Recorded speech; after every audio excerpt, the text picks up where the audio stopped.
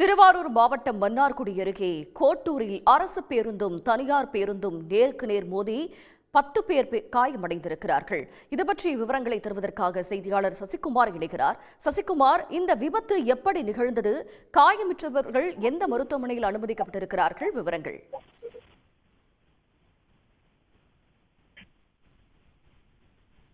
குறிப்பாக திருவாரூர் மாவட்டம் கோட்டூரில் அரசு பேருந்தும் தனியார் பேருந்தும் நேருக்கு நேர் மோதி விபத்துக்குள்ளாகியதில் 10க்கும் மேற்பட்டோர் காயமடைந்திருக்கிறாங்க.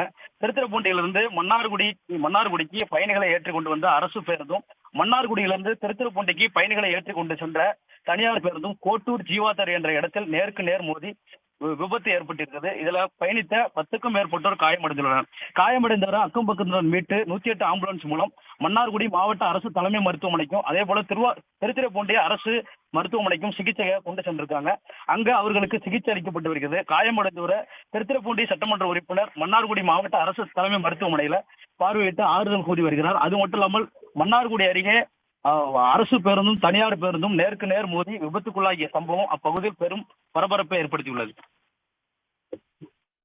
தங்களுடைய விவரங்களுக்கு நன்றி சசிகுமார். உடனுக்குடன் செய்திகளை தெரிந்து கொள்ள சன் நியூஸ் பெல் ஐகானை கிளிக் பண்ணுங்க.